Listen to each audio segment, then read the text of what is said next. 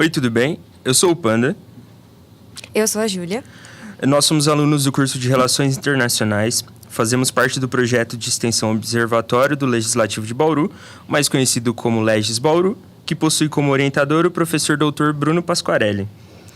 O objetivo do projeto é acompanhar, fiscalizar e avaliar o desempenho dos vereadores na Cidade Sem Limites. Nosso propósito é fazer com que você, ouvinte, desenvolva uma conscientização sobre a importância de ficar de olho no mandato dos parlamentares. A cada mês, iremos conversar com 2 vereadores e juntos vamos descobrir mais sobre este universo da política local. Vem com a gente aprender juntos.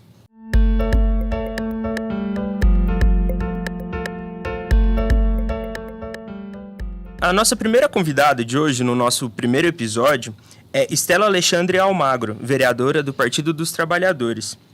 Natural de Bauru, advogada, e este é o primeiro mandato como vereadora. Porém, ela já foi vice-prefeita durante os 2 mandatos de Rodrigo Agostinho. Estela tem participação na Comissão de Ética, Economia, Finanças e Orçamentos, Comissão de Ética e Decoro Parlamentar, Comissão de Indústria, Comércio, Agricultura e Abastecimento, e também faz parte da comissão interpartidária. Bem-vinda, Estela. Tudo bem? Bom dia, obrigada, Panda, carinhosamente. Ju, para mim é uma satisfação estar aqui com vocês, parabenizar a iniciativa, né, de vocês, alunos de RI, e também do professor Bruno, né, com quem eu tive a satisfação de conviver durante os anos do curso de Direito. Nos formamos advogados juntos. Então, parabéns pela iniciativa. É muito importante aproximar a universidade das discussões políticas e do dia a dia da cidade. Que sensacional. Muito obrigado, primeiramente, por estar sendo a nossa primeira convidada, participar do nosso podcast.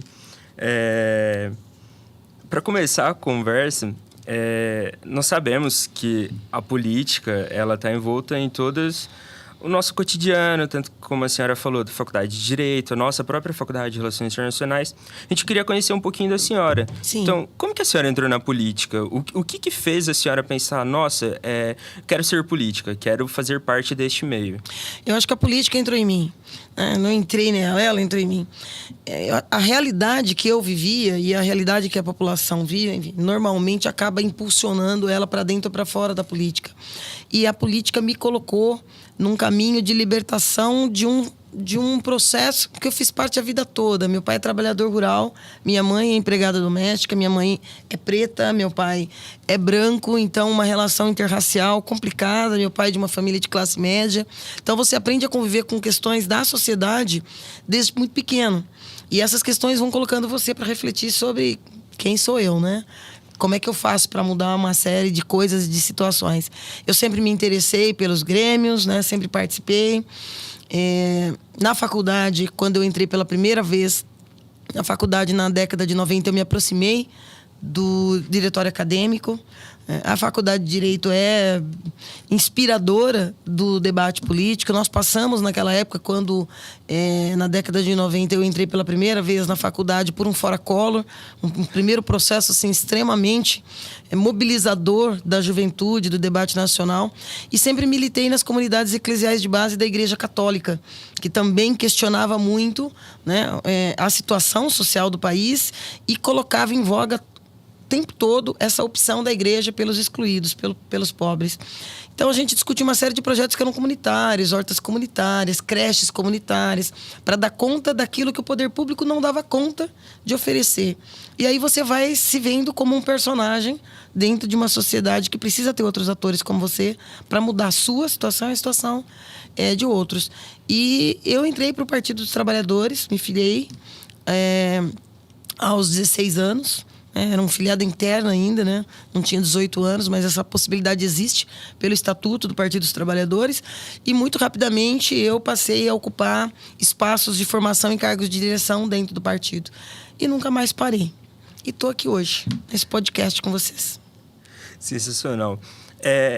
Muito legal essa integração que a universidade traz com a política. Eu acho sensacional. Eu tenho muitos amigos que saem do meio universitário, são apaixonados por política, ou eles seguem tanto para a área de direito, indo para trabalhar na TSE, essas coisas. Mas eu queria entender o que é importante quando se entra na política? O que a pessoa tem que ter para ela poder entrar na política? Qualquer um pode entrar? Todos podem, na verdade, na minha opinião, devem, né? O que é entrar na política? É ter mandato? Não. Aí a gente precisa separar qual que é o papel que você cumpre na política. Todo cidadão que se preocupa em saber por que o preço do tomate está R$7, por que um litro de óleo está chegando quase em 10, você está sendo político. Nós somos seres políticos e alguns exercem, outros não. Eu acho que se confunde muito que ser político é ter mandato, é concorrer a uma eleição e ter sucesso ou não. Esse é um equívoco. Quando você é líder na sua faculdade, você está fazendo política. Quando você atua na associação de moradores do teu bairro para recapeamento, para iluminação, para melhores escolas, para melhores unidades básicas de saúde, você está sendo político. E está sendo político lá na base, lá onde a política realmente precisa acontecer. Quando você se candidata e se elege, você passa a ser um instrumento da política. Porque nós vivemos uma democracia representativa. E os mandatos é que fazem essa transformação. Mas todos nós somos seres políticos. Uma pena é que nem todos exercem. Então, quem deve? Todo mundo deve. Né? Deve se perguntar. É a frase do Brecht, né? Bertold Brecht. É uma pena, é muito triste que a pessoa não perceba que o preço do sapato, da roupa, do arroz, do feijão é decidido pela política. Né? E o mal dos que não gostam de fazer ou discuti-la é que estão condenados a ser para sempre governados por alguém que gosta. Né? Mas sempre existirá alguém que vai exercer esse mandato. Então, quando os bons se eximem do seu papel, da sua tarefa, os maus ocupam lugar.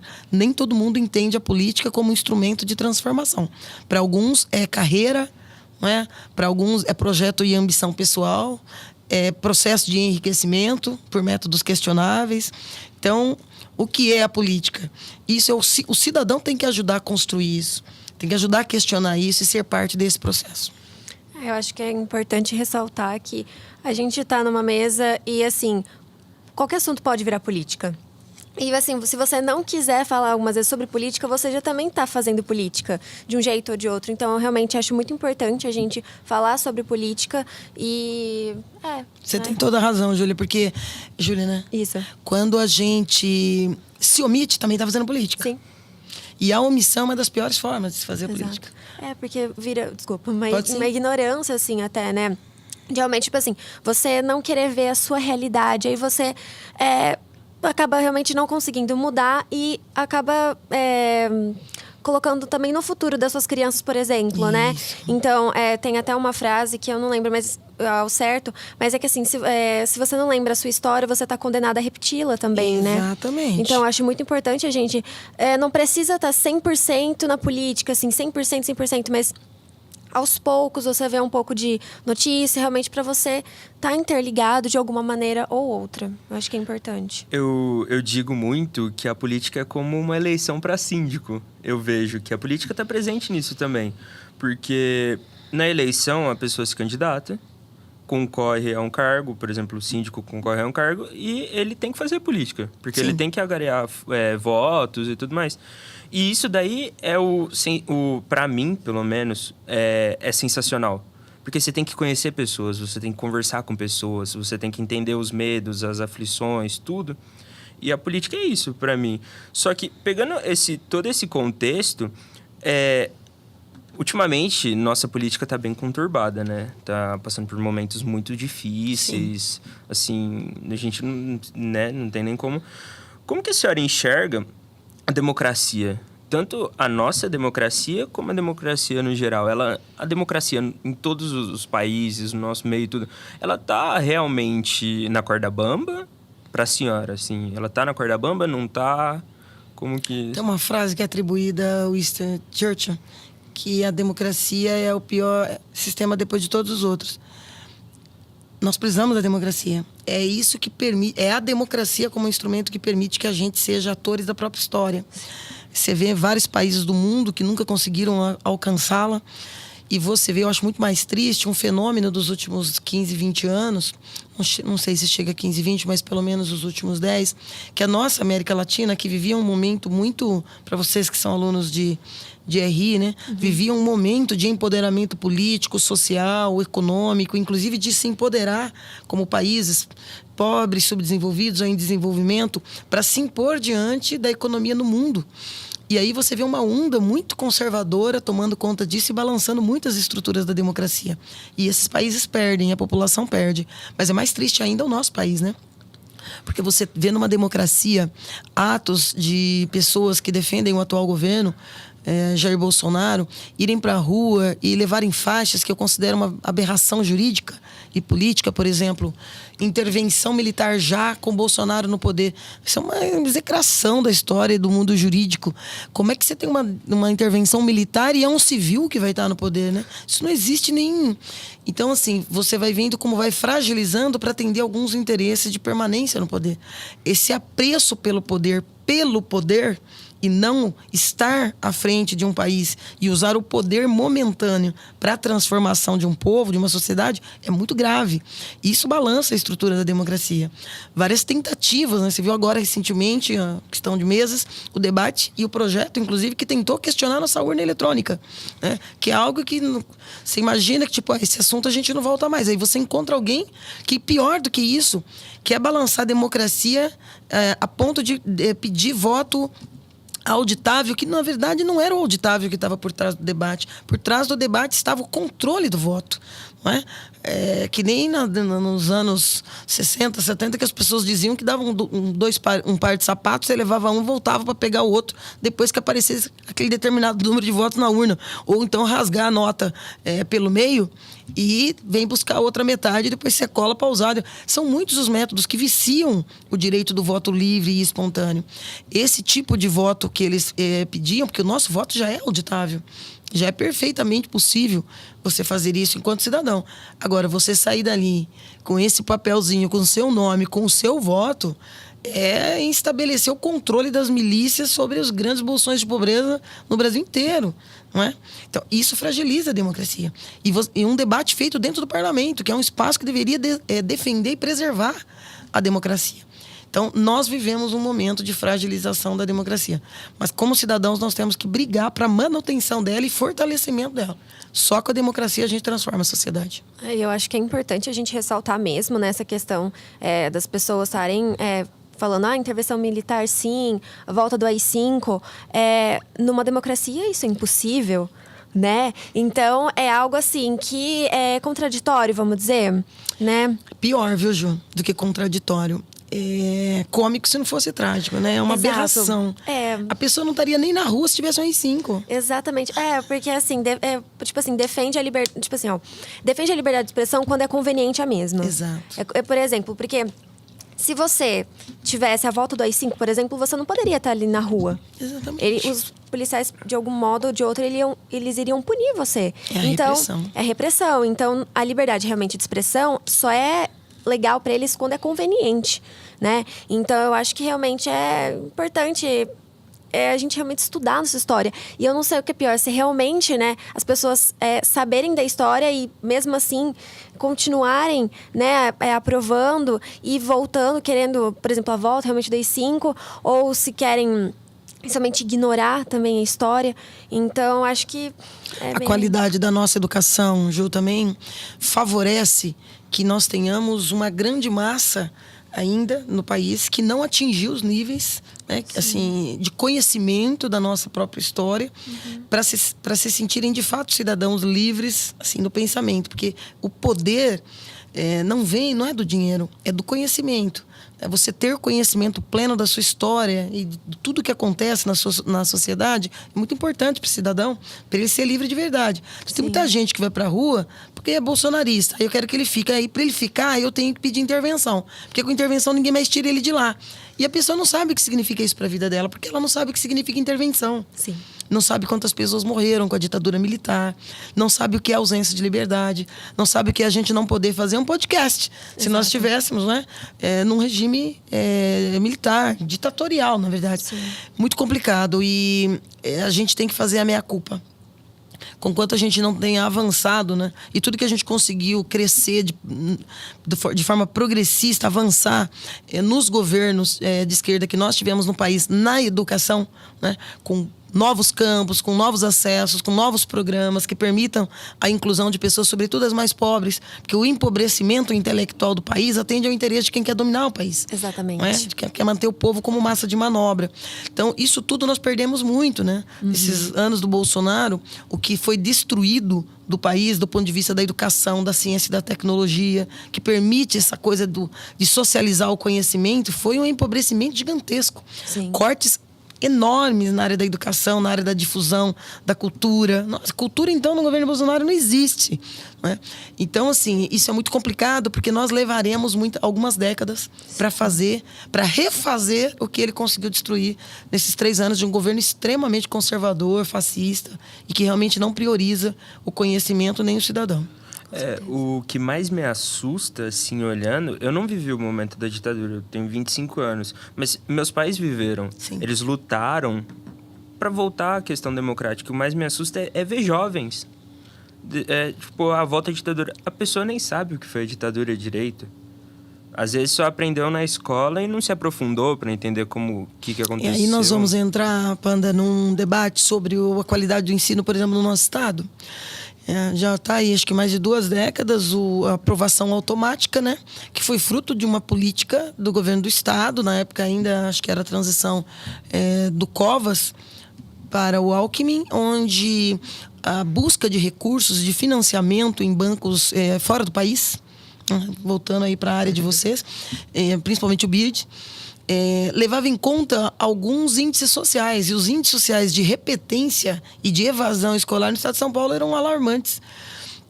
E aí, a aprovação automática passou a ser um instrumento de melhorar números de forma artificial. Isso tirou a autoridade do professor na sala de aula.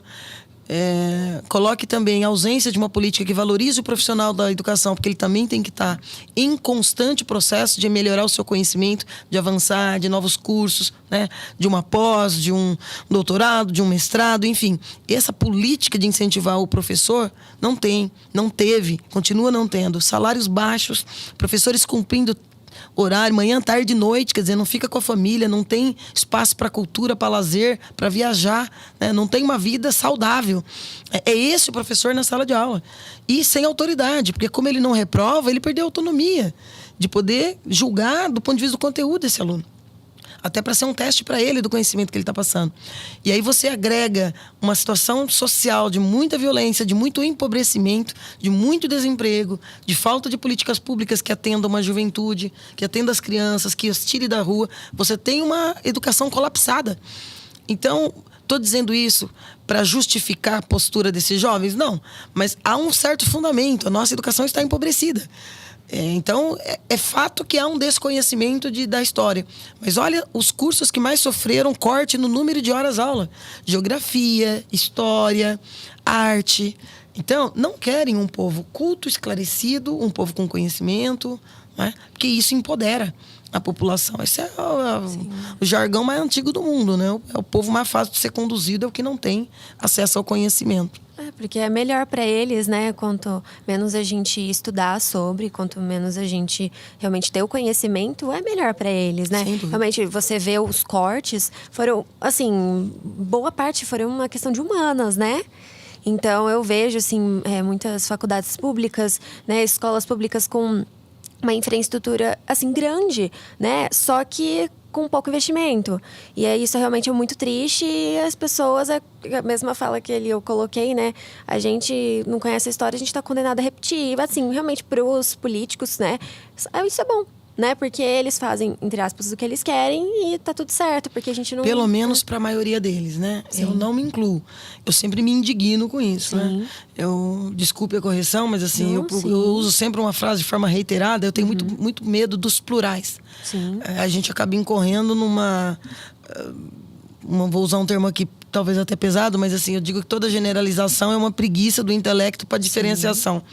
E essa banalização da política é um outro processo que ajuda os políticos tradicionais. Quando a população se vê querendo se afastar do político, porque todo político é um golpista, todo político é um corrupto, todo político quer me usar, todo político quer usar o sistema para se manter no poder, essa generalização afasta o povo daquilo que ele já é distante. E nós temos que fazer um procedimento contrário. Então, assim, eu procuro sempre falar isso porque, como eu gosto, eu tenho a vocação, e como eu respondi para você, não é que eu que entrei para a política entrou em mim. Eu defendo a boa política. E para defender a boa política é algo difícil de ser feito. É muito complicado de ser feito. Porque ainda falta muito comprometimento das esferas de poder em fazer com que o povo se aproxime dessas esferas. Quanto mais distante, melhor, menos controle. Sou uma grande defensora dos instrumentos de controle social, os conselhos, as associações, né? Porque você dá voz para o povo. E isso aconteceu muito durante os anos do governo Lula. A realização das grandes conferências de educação, conferência de saúde, para você dar oportunidade de voz para a sociedade, né? E trazer isso para dentro do sistema, como, olha, a sociedade de Bauru pensa isso, sobre a saúde de Bauru pensa aquilo, sobre a educação do Estado. E a população também ficar atenta para esses instrumentos não serem banalizados, né? Não serem instrumentalizados. As eleições de conselhos tutelares, por exemplo, viram uma verdadeira disputa de alguns segmentos, né? Você vê uma onda conservadora de igrejas se unindo para eleger representantes das igrejas. Por quê? Porque querem barrar a discussão mais progressista, o direito da menina a ter relações sexuais a partir de determinada idade, ela usar métodos contraceptivos, não é? Ela ter discussão sobre o direito ao corpo que é dela, meu corpo, minhas regras. Enfim, você percebe que alguns equipamentos públicos, que são instrumentos de controle social, também está sendo utilizado por alguns segmentos da política como uma forma de imposição de uma ideia por um caminho único. Isso é muito perigoso. Sim, vem também a questão da esfera pública e esfera privada, né? Que eu até li em um livro. A gente não pode deixar que a nossa esfera privada ela alcance a esfera pública, né? Então, é algo realmente que é para ser debatido e a gente não pode deixar, né, isso afetar a população. Como a gente realmente não pode impor uma crença, né, para as outras pessoas. Eu acho que também isso é um ponto importante, né, que ajuda na democracia também. Eu até lembrei agora do Sérgio Buarque de Holanda, no livro dele Raízes do Brasil, né? Um grande pensador nosso brasileiro, sensacional. No capítulo 5, eu não lembro ao certo a frase, mas ele já começa o capítulo falando que não podemos colocar na política a nossa vida privada, pegando muito essa questão do conselho tutelar que a senhora falou, né? Como que a senhora enxerga, aí é uma dúvida minha. Sim. Como a senhora enxerga essa questão mesmo de nomeação de parente, de realmente... Porque a gente vê que muitos... Acompanhando as outras esferas, a gente vê que muitos políticos, eles propriamente colocam muitos familiares, colocam a vida privada na frente. Como que a senhora enxerga isso? O parlamento já se debruçou sobre isso, né? O STF também. Isso é proibido, é um nepotismo. Isso aí vem lá do papado, né? Esse clã ligado ao Papa, as famílias, as pessoas mais próximas que mandavam aquele poder eclesiástico todo, e depois passou a ser combatido porque era difícil você quebrar aquela redoma para você dar voz para outros segmentos ou para pensamentos diversos. Ainda assim, ainda com a lei do nepotismo que proíbe parentes colaterais até o terceiro grau, linha reta, não importa. Ainda existe o nepotismo cruzado, né? Aí o nepotismo cruzado, que é mais difícil de você localizar, é tipo, eu não vou contratar você, meu filho, mas eu vou pedir para a vereadora Juliana. Ou vou pedir para que o secretário X te coloque lá de outra forma. As legislações vêm tentando descer a miúde nisso, de forma que proíbem qualquer esfera, independente de ser com você nomear. Se o outro nomear, também não pode. Porque para você tentar evitar as fugas da legislação, que aqueles que são praticantes e defensores, porque tem gente que defende abertamente e diz, não, mas tem capacidade, eu vou pôr. Eu não discuto que a família dos políticos, de alguns deles, de boa parte deles, tenham bons quadros que poderiam servir. Mas não pode. Por que não pode? Não pode porque é princípio da moralidade, é o princípio da transparência, né? É princípio de respeito ao outro. Porque também, na sua família também tem, na do outro também tem, na do outro também tem. Por que tem que ser o da minha? Que eu tenho mandato? Então, essa é uma febre ainda que a gente precisa combater. Eu, inclusive, estou apresentando na Câmara Municipal um projeto de lei, de entrada na semana passada, que desce um pouco mais a miúde na questão do nepotismo aqui na cidade de Bauru. Por exemplo, proibindo que a esposa do prefeito ou a mãe da prefeita, né? Porque agora nós estamos vivendo uma situação inusitada, que é a primeira mãe, ao invés da primeira dama. Mas essa intervenção política familiar em ações que são do governo. Outra, ela preside o Fundo de Solidariedade, com muitas ações. E desenvolve ações que a gente vê, aqueles que entendem, por exemplo, o SUS, que é o Sistema Único da Assistência Social, está sendo dilapidado a partir desse tipo de atuação política dentro do Fundo de Solidariedade. Porque você não distribui cesta básica para fazer média política.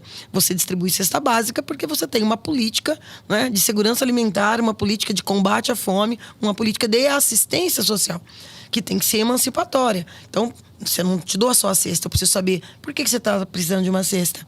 Qual que é o seu perfil familiar? Você está desempregado? Eu preciso colocar você num cadastro. Eu preciso ver o que mais você está precisando, né? Eu preciso te libertar. Precisa entender os problemas. Precisa entender os problemas, porque são desafios que vêm para o poder público. Quem faz isso? Quem tem que fazer isso é a porta de entrada do social na cidade, que são os CRAS, os Centros de Referência e Assistência Social. Isso tudo está previsto dentro de uma normativa maior, que é o Sistema Único da Assistência Social. Com essa política que ela desenvolve aqui, ela implode isso. Então, nós estamos fazendo essa lei, que eu espero que seja aprovada, que também proíbe, por exemplo, que situações como nós vimos aqui na cidade recentemente, a presidente do Conselho de Saúde, aqui incumbe por força de lei federal, Constituição Federal, fiscalizar as aplicações do recurso da saúde, Fundo Nacional de Saúde, que é aplicado na cidade. Também era irmã da presidente do Conselho Curador da Fundação Estatal Regional de Saúde, que recebe milhões todos os anos. Então tá, é nepotismo eu nomear o filho, você nomear a filha, mas você estar na presidência de um conselho que tem um papel fiscalizador, não tem previsão legal. Não tinha, que eu estou colocando agora. E também todos aqueles entes públicos que têm o MUNOS, que têm a tarefa de fiscalizar o Poder Executivo, também não pode ter. Então, o juiz, o promotor, não pode ter o filho, o irmão, o parente, em qualquer grau que seja, num cargo de confiança dentro do governo. Por quê? Porque se eu tenho que te fiscalizar, como que eu vou ter o meu filho cargo de confiança no teu governo? Então, essa lei vai tratar desses 2 pontos. Trata desses 3 pontos e nós já apresentamos. Se será aprovada, depende da consciência de cada um dos vereadores.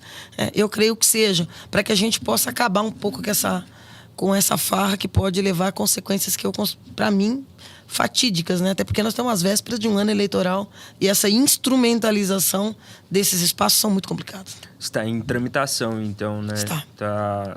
Tem uma previsão mais ou menos de quando será votada? Qual sessão? Não, ainda não. Porque tem que passar por todas as comissões, né?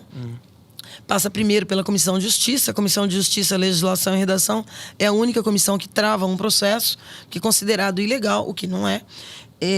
Teria que ser votado o parecer pela ilegalidade. Mas considerado legal, vai para as outras comissões, normalmente a de Economia, e depois é marcado para ir para o plenário. O problema é que o nosso ano legislativo termina no próximo dia 15. Próximo dia 15, agora de dezembro, entra em recesso parlamentar. Então, nós temos aí ainda 2, 3 sessões ordinárias. Eu espero que haja tempo para que a gente comece o ano com providências tomadas, não é? Com providências tomadas no sentido de que essas práticas não aconteçam mais na nossa cidade. Pegando esses problemas, né, nós sabemos que Bauru... Vários problemas tem envolto Bauru. Eu não sou bauruense, eu sou sul-mato-grossense, eu não sou nem paulista, mas eu moro aqui há 5 anos, né? Qual que é o papel que o vereador tem nesses problemas, assim? Como que ele pode ajudar a resolver os problemas? Da cidade? Bom, na verdade, o papel constitucional do vereador é legislar, fazer leis e fiscalizar o executivo. Naturalmente, há um processo de deformação desse papel, que também atende a interesses, né? Então, a população, por exemplo, tem uma dificuldade muito grande em escolher deputado estadual e federal. Porque tem dificuldade em entender o papel. Porque tem entendimento de que o vereador está perto de mim, está aqui, então eu entendo para que ele serve. Mas a grande maioria entende que o vereador é o cara que vai pedir para mudar a rota do ônibus, vai pedir para trocar o bico de luz que queimou, não é? Vai pedir para tampar o buraco da rua. E isso atende a uma lógica. O poder público, o executivo, normalmente gosta que o vereador faça esse papel trivial. Por quê? Porque para atender e continuar atuando, o vereador depende do executivo. Não é? Porque essas ações são ações do executivo, não cabe ao vereador. Você vai notar que, assim, às vezes o munícipe pede, eu faço formalmente, pelo rito da Câmara, como sugestão a cada uma das pastas. Eu realmente acho que não é o papel do vereador. Isso vai confundindo na cabeça esse processo pedagógico que tem que ser constante. Qual que é o papel da prefeita? Qual que é o papel dos 17 vereadores na Câmara? Então, quando essa situação que nós acabamos de narrar sobre a questão da desconstrução do Sistema Único da Assistência Social, é papel do vereador. Olhar para isso, entender e dizer, pera, isso aqui vai trazer consequências desastrosas para uma periferia grande, que nós temos uma grande periferia. Nós somos uma cidade de 400 mil habitantes, chegando aí a 300 mil eleitores. Isso vai ser desastroso a médio prazo. Né? Hoje eu recebi a notícia da Catarina Carvalho, que é uma militante aí de muito tempo, até porque tem uma filha especial, né? Que atua na APS. Tem uma publicação no decreto que a prefeita está cortando assim, pela metade a atuação do que ela faz com jovens e crianças especiais daquela região da cidade. E isso é uma preocupação do legislativo. Pera lá, prefeita, por que você está fazendo isso? Não é? Ela até brincou comigo que vai fazer como Salomão. Você quer cortar pela metade, eu vou te entregar então a criança inteira. Agora você dá conta dessa política. Porque o poder público vai passando muito para o terceiro setor e para o assistencial, não da política pública, a resolução de muitas questões sociais. Só que depois ela vai se vendo no direito de ser o maestro disso, sem ver qual é a necessidade de sobrevivência dessas entidades. E o grau de dependência que a sociedade passa a ter dessas entidades. Então, qual que é o papel do vereador? É esse, nós temos que estar atento a tudo que a prefeita publica no Diário Oficial. Porque isso atinge pessoas, isso muda vidas. Leis que ela manda para a Câmara Municipal. Nós temos tido muitos problemas com as leis que dizem respeito à categoria. Servidores, educação, saúde. Mexe-se com o Estatuto do Servidor sem discutir com o sindicato. Então, nós temos que ter o papel de dizer, espera lá, está pulando uma etapa. Nós temos que fazer uma audiência pública. Por quê? Porque também tem que ser preocupação do vereador a defesa desses instrumentos de controle social e dar voz a essa população. Nós temos que pensar, olha, tal item não existe ainda. Olha, não há uma disciplina sobre tal assunto na cidade. Se você pegar a cidade há 20 anos atrás, a questão da acessibilidade era algo que não existia nem nos espaços do poder público, né? Nem as câmaras municipais, as secretarias tinham preocupação de rampa, de elevador. Esse é um assunto que o parlamento, não só em Bauru, mas no Brasil, acabou tornando um tema nacional. E muitos outros temas acabam surgindo na sociedade que demanda uma regulamentação, que demanda uma legislação específica para isso. É o papel do vereador, né? Também tem que atender o povo. A Câmara é um espaço aberto que a população pode procurar a qualquer momento. Todo mundo atende? Não. Mas aquele que não atende, aí entra o ritmo, né, da história dos 4 anos. A cada 4 anos, por isso que a democracia é bonita. A melhor peneira, a melhor comissão processante, o melhor processo de cassação de um político é tirá-lo do cenário político. Né? E aí você faz isso através do voto. Então, eu vou lá, mas não encontro quase ninguém. Tá errado? Então, nomina aqueles que você encontrou, porque esses são merecedores do voto da população, porque está lá para atender. Os que não são, merece que você critique e diga que não estavam. Né? Então, o vereador também tem isso. Ele é um canal para ouvir o povo, porque é uma democracia representativa. Eu fui colocada, agora passo a ser vereadora de quem me elegeu? Não, da cidade toda. Eu tenho que ouvir. Por isso que eu sou contra o voto impresso ali, né? Porque eu não quero saber. A Ju chega lá e eu vou dizer, muito bem, o que você, estudante, gostaria de dizer, o que você gostaria de sugerir, né? Nós falávamos aqui nos bastidores desse podcast sobre a Maria Angélica, sua mãe, com quem eu converso muito. E muitas outras mães que eu converso muito. Professores, educadores, jornalistas. Você tem que dar voz para o povo, e não é só em audiências públicas. Então, o papel do vereador, ele é complexo. Agora, também é verdade que muitos vereadores são bastante humildes, né? São eleitos por comunidades que precisam se ver representadas. E isso é fantástico. Isso é importante. Por isso que eu sou contra, por exemplo. Existe um princípio dentro do legislativo, inclusive lei, que eu votei contrário, de que o assessor do vereador tem que ter curso superior. Nem o presidente da República precisa, nem o governador precisa, o vereador não precisa. Ele basta ler e escrever. Não é? Por que o assessor vai ter? Porque o assessor é o cara que faz o contato com o povo, junto com o vereador. Então, ele é um agente político. Então, muitos parlamentares trazem consigo essa simplicidade, vamos dizer assim, do ponto de vista intelectual, que faz bem para o parlamento. Então, esses parlamentares acabam tendo uma proximidade mais com o dia a dia do que está acontecendo na sua comunidade do que com a construção de grandes leis, de grandes debates em torno de grandes temas. Então, a Câmara, ela tem um papel definido, constitucional, mas ela é a cara da sociedade. Então, a gente tem que respeitar isso. Mas esse processo pedagógico é longo, trabalhoso, delicado e, infelizmente, ainda tem de interesse de muita gente que a população confunda o papel da Câmara como um todo. E, puxando também essa questão, eu gostaria de saber o que a senhora acha, assim, como que a gente pode melhorar essa participação da população com vocês, vereadores, assim? Qual que também é realmente a importância da gente ter esse contato com vocês, né? Da gente participar, da gente, por exemplo, até acho que de sessões, né? Que a gente pode assistir, né? Pode. E qual que seria a importância, né? Da gente estar em contato com vocês? Total, né? Porque eu não acredito em carreira solo, nem em transformações individuais, né? A gente não transforma o mundo lutando sozinho. Claro que se todo mundo te abandona, você continua, né? A resiliência está dentro de cada um de nós. Mas essa participação da sociedade dentro do parlamento é muito importante. Casa do Povo tem que ser entendida como Casa do Povo e tem que ser utilizada como Casa do Povo. Quando vocês fazem, enquanto universidade, um projeto como esse, vocês estão aproximando a comunidade acadêmica do Legislativo. Isso é muito importante. Quando vocês fazem um podcast, vocês estão aproximando não só a universidade, mas outras pessoas que vão acessá-lo da Câmara Municipal, dos espaços de poder da cidade. Ir na sessão é uma prática que deveria ser semanal. Nós temos sessões todas as segundas-feiras a partir das 13. Eu pretendo apresentar, sei que tem alguns outros vereadores que concordam, projeto que altere o horário de funcionamento. Eu acho um absurdo as sessões legislativas começarem às 13 horas, porque nesse horário a maioria do povo está trabalhando. Então, nós vamos estar lá trabalhando também. Nós somos servidores, né? Para aquele período do mandato determinado, mas estamos lá trabalhando. Agora, o povo tem direito de acompanhar. E você vai fazer isso quando? Depois que você saiu do trabalho. Mas também tem gente que trabalha à noite. Tá, mas é a grande minoria, não é? Sim. Agora, a grande maioria trabalha no horário comercial. Se as sessões voltarem a ser, né?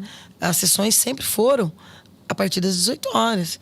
Né? Em alguns períodos começava às 5, porque lê todo o expediente que entrou, que deu entrada na Câmara, lê a ata da sessão anterior. Quando começam os debates, é 18, 18h30.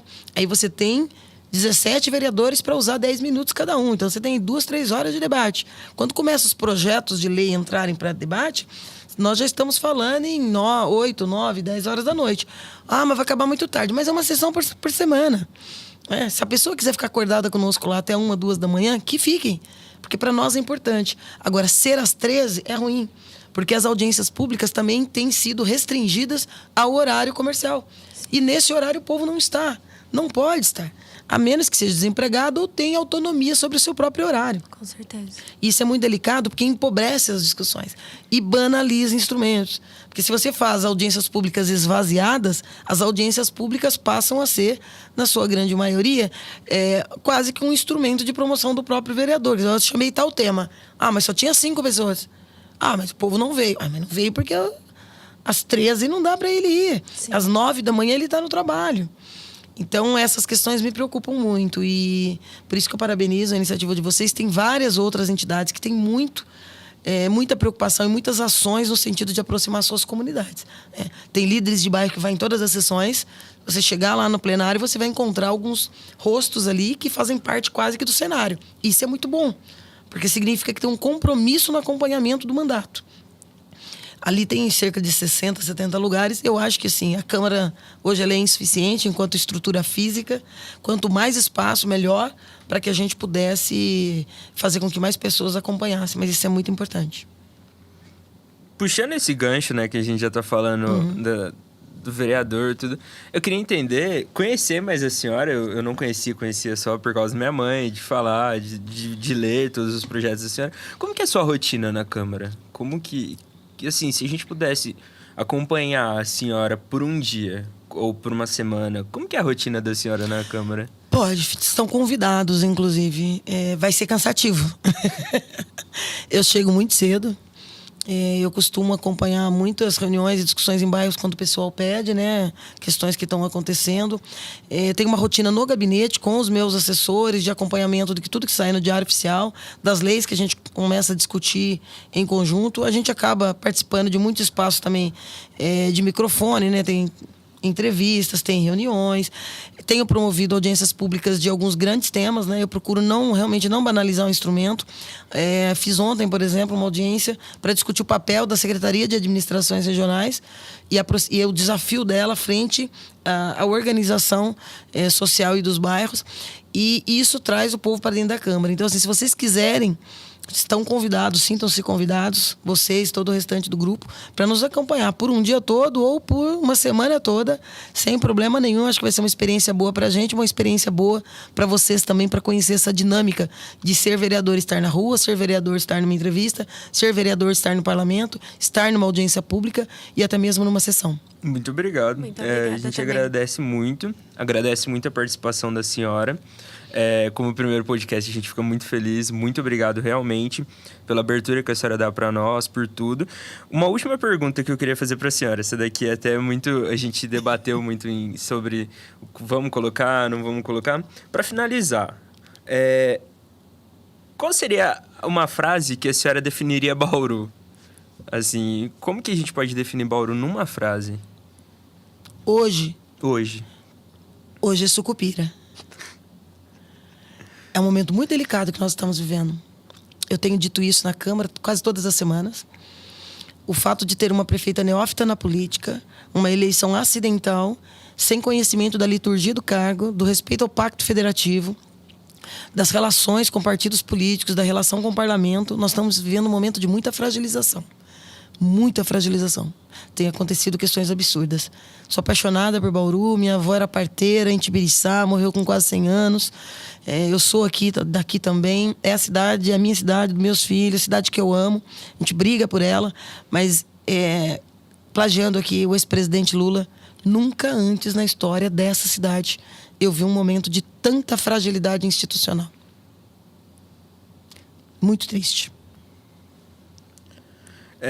Gostaria de agradecer a todos que se fizeram presente neste nosso primeiro episódio.